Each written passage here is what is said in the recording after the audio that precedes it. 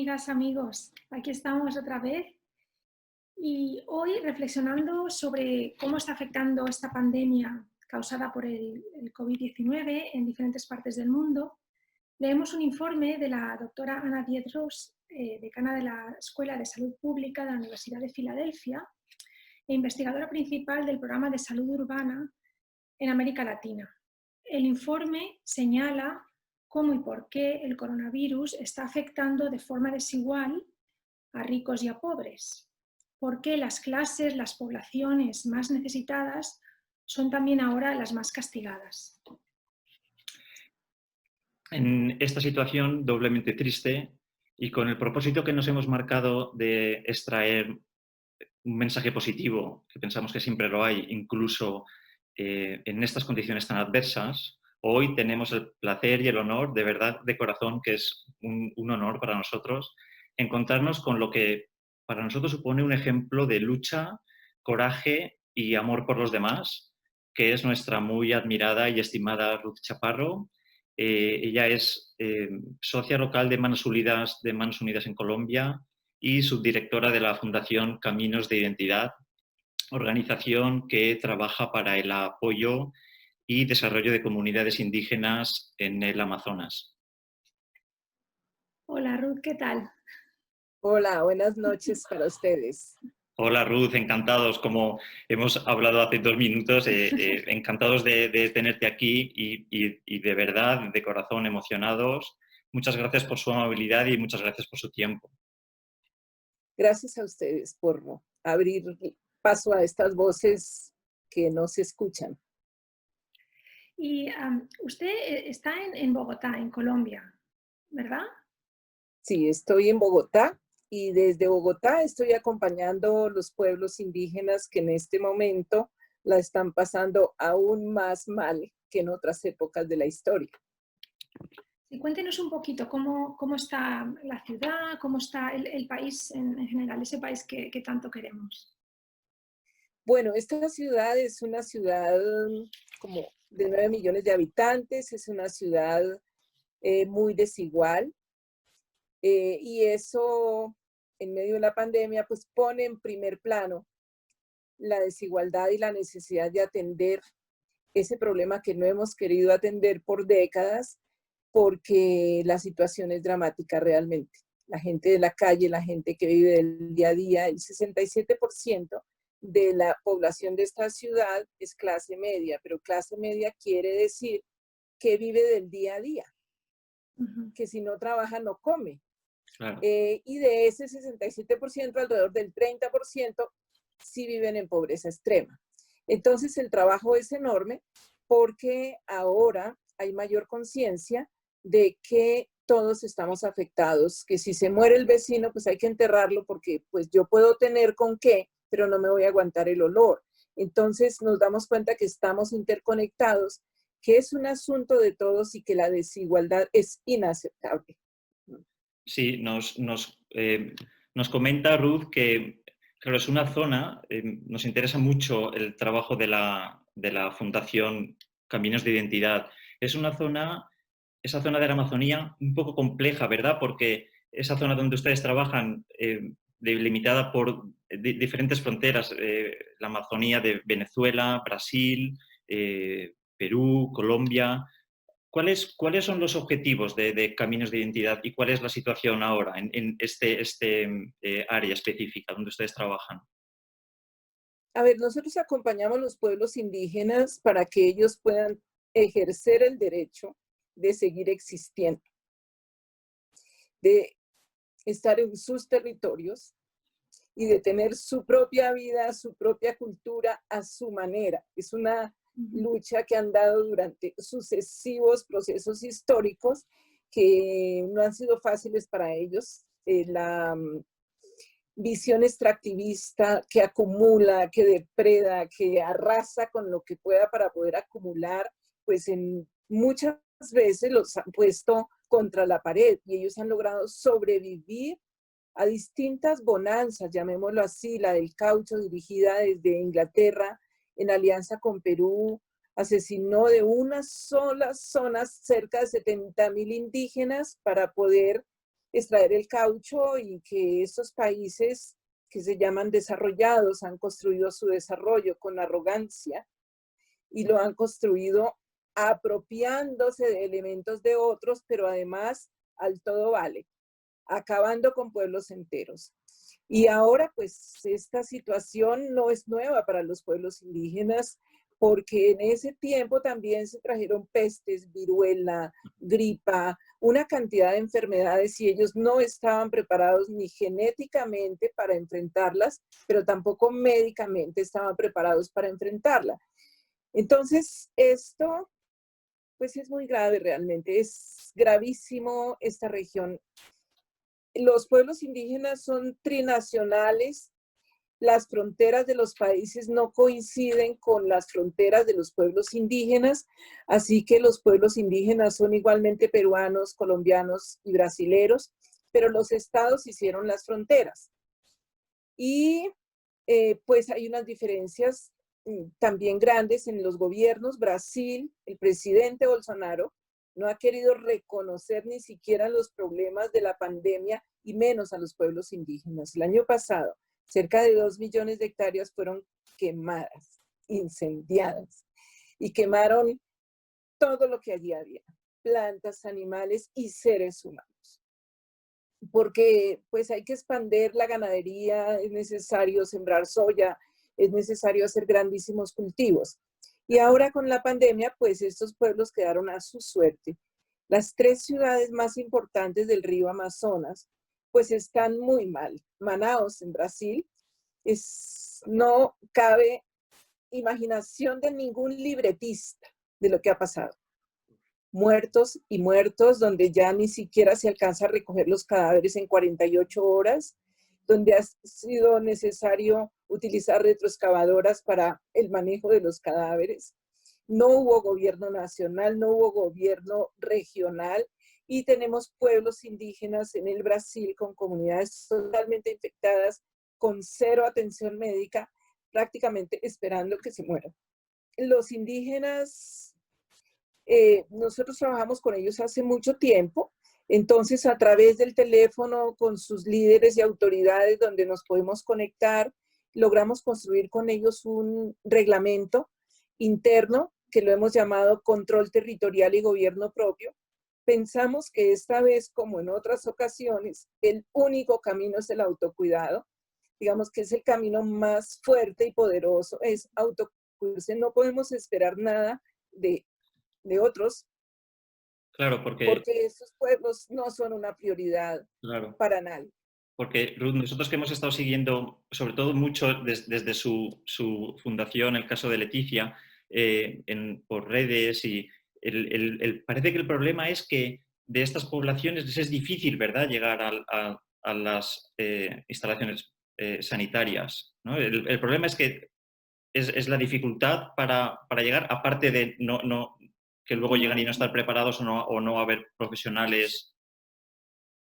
A ver, nos comunicamos desde la capital en avión. En avión hay que llegar a esa ciudad, siempre ha sido así, de aquí a allá no hay carreteras. Y también la otra comunicación es por río. Pero nosotros como fundación siempre podemos llegar, siempre podemos llegar. Es decir, sabemos que la geografía es así, sabemos que los ríos son así, sabemos que es costoso llegar allá, pero podemos llegar. Y si nosotros podemos llegar, ¿por qué no pueden llegar los gobiernos? Esa es la pregunta. Entonces, la distancia no es solo física y geográfica, es una distancia psicológica, es racismo, es exclusión de muchísimas décadas. Pues ahora están corriendo por la presión que tienen, pero se hace de manera torpe, ¿no? No hay una articulación, no se conoce la zona, se improvisa muchísimo, sobre todo en la capital, ¿no? En la capital, porque en las comunidades hay muchas que están completamente aisladas. ¿Qué hemos hecho mal? Ellos hablan de lecturaleza, es la época de lecturaleza. Lecturaleza es leer la naturaleza. A veces por estar leyendo libros no logramos leer el universo, no logramos leer las señales de las plantas, de los animales, las señales del agua, del río. Y este COVID nosotros lo vemos con respeto. lo vemos con mucho respeto, nos parece que es un ser, digamos, desde la tradición indígena que ha venido a llamarle la atención a la humanidad. Es decir, a que la humanidad pare un poquito su carrera de locura que lleva y piense Eso qué está lo haciendo escuché. con su propia vida.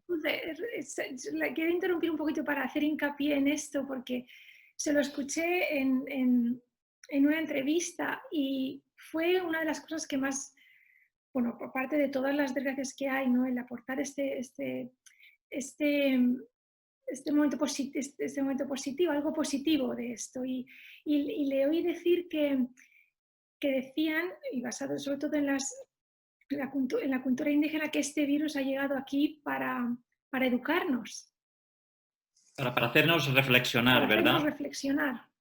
Y ellos dicen que lo que no hemos querido aprender por la educación, vamos a tener que aprenderlo por la represión. Que desde muchos años ellos nos han repetido que las plantas deben ser respetadas, que los animales deben ser respetados, que el agua y el aire son seres vivientes, que es necesario detenernos un poquito para pensar cómo estamos habitando la tierra, que acumular, acumular, acumular, consumir, consumir, producir basura, contaminar y después generar crisis no es el camino correcto, que este cambio climático lo hemos provocado de manera intencional, porque no es falta de información. Entonces, se ha dicho de múltiples formas, pero la humanidad no ha querido entender, no ha querido obedecer, no ha querido hacer caso. Se ha dicho también que lo importante es la vida, que la vida tiene que estar en primer plano, que es lo más importante, que no es acumular, no es tener éxito, no es lograr metas, no es una planeación estratégica por encima de los seres humanos, que la vida es el milagro más importante y que hay que protegerla. Entonces también este ser, pequeñito ser, viene a ponernos una agenda común y a decirnos que habitamos una sola casa, que es un solo planeta, que estamos interconectados, que al final los poderosos y arrogantes también son vulnerables. Se hablaba de población vulnerable, pues la humanidad es una población vulnerable y vulnerable también por su propio comportamiento. La familia hace parte de la agenda del COVID-19. Estar en familia es una prioridad y no está en ninguna agenda de los gobiernos. No aparece en los objetivos del desarrollo sostenible. La familia para proteger la vida es fundamental y esto nos lo viene a enseñar este pequeño ser. La casa, quedarse en casa, estas ganas de correr a toda velocidad, en avión, en moto, en lo que sea, llegamos y ya estamos inventando el otro viaje, más el otro viaje, más el otro viaje, como si quisiéramos huir de la casa que tenemos.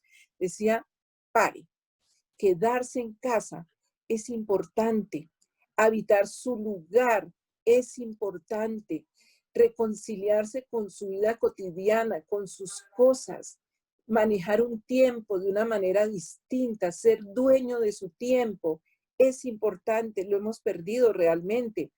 La salud, hay que alimentarse bien, hay que comer sano, hay que hacer ejercicio. Eso es muy importante. Dicen, lavarse las manos. Toda la vida nos han enseñado a lavarnos las manos, pero no hemos aprendido. Desinfectar los alimentos. Eso nos lo han dicho, pero no lo hemos hecho. Entonces, esperamos que este maestro que vino a enseñarnos con su propio método tenga misericordia. Es un verdadero placer escucharla. Una de las cosas que nosotros pensamos cuando le escuchamos decir esto, ¿no? A reflexionar escuchando a nuestros mayores. Y de eso saben mucho las poblaciones indígenas, ¿verdad? Los mayores lo son todo, son la sabiduría. Es como muy enriquecedor escucharla, ¿no? La familia, la casa y eso, y escuchar, ¿verdad? Escuchar de quien tenemos tanto que aprender. Sí, estaba yo viendo una entrevista de la presidenta del Banco Mundial que decía que si morían los mayores de 60, pues ya habían vivido, que no fueran egoístas. Y ella ya tiene más de 60. Pero, ay, yo decía, ¿qué tipo de sociedad es esa? ¿Qué tipo de sociedad es esa? Para estos pueblos indígenas, los ancianos son el marco de referencia. Claro.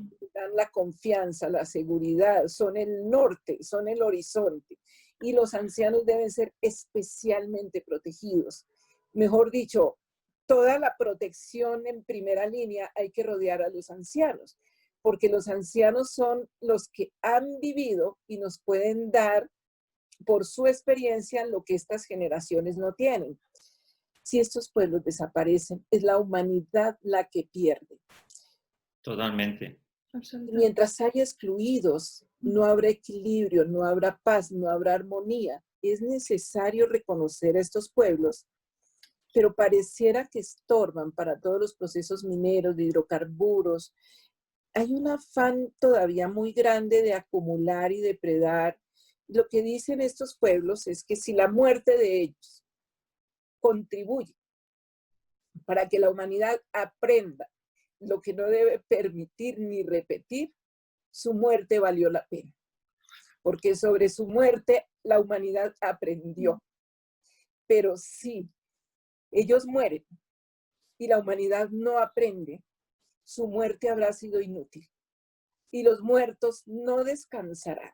Y mientras no descansen los muertos, los vivos tampoco descansarrán. Pues aquí trabajamos. Aquí estamos para dar voz y para ser testimonio en lo que es nuestro poquito y humilde grano de arena, pero nos parece fundamental dar testimonio de algo tan enriquecedor, sí, y que no nos podemos permitir perder. ¿Y díganos, cómo están trabajando los gobiernos? Porque ha nombrado que comparten Colombia, Brasil, Venezuela, Perú, ¿no? La zona fronteriza del Amazonas.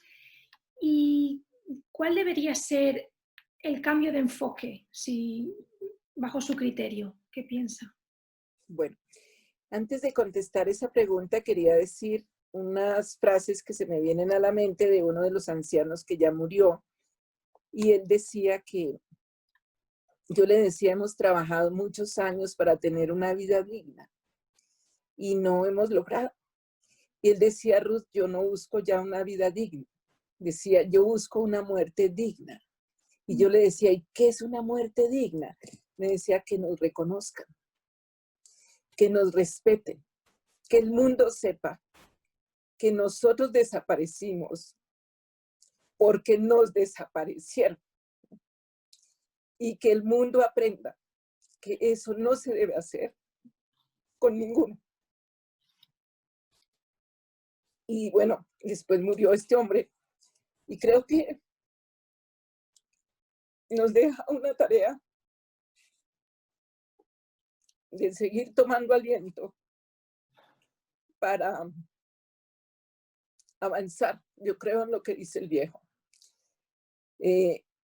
Y espero que lo que está pasando y que quienes mueran en esta pandemia, su muerte no vaya a ser inútil.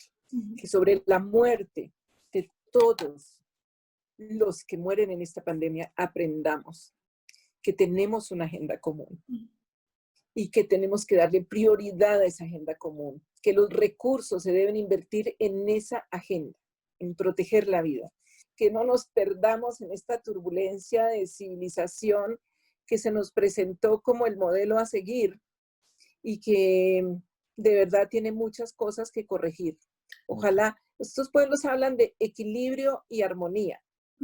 Entonces, es cómo nos relacionamos unos a otros con respeto, equilibrio y armonía. Es decir, si tenemos que trabajar, trabajemos, pero no nos matemos trabajando. Es decir, si tenemos que acumular, acumulemos, pero no nos llenemos de cosas que después se vuelven contra nosotros mismos. Ese equilibrio, buscar ese equilibrio como el papel del malabarista. Vivir la vida es hacer malabarismo, tratando de tener armonía con la naturaleza y con los semejantes. Al final lo que está de por medio es la supervivencia de la especie humana. como una especie inteligente, como una especie pensante. Y cada persona que muere es una incapacidad de la especie por autoprotegerse. Ajá, absolutamente. Bueno, viendo un poco el dibujo que nos ha hecho de esta realidad tan compleja y que hoy es un drama, no bastante con esta pandemia, como usted nos ha dicho antes, no es algo novedoso, no en cuanto al COVID, pero otros problemas, ¿no?, que llevan arrastrando este área de la Amazonía. Y uno de ellos, y que no queremos dejar pasar, es el problema de la deforestación, de esta deforestación salvaje que está sufriendo esta zona del continente y que nosotros pensamos que resulta de vital importancia para el resto del mundo.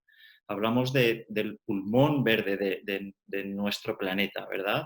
Desde pequeños siempre así nos lo enseñaban.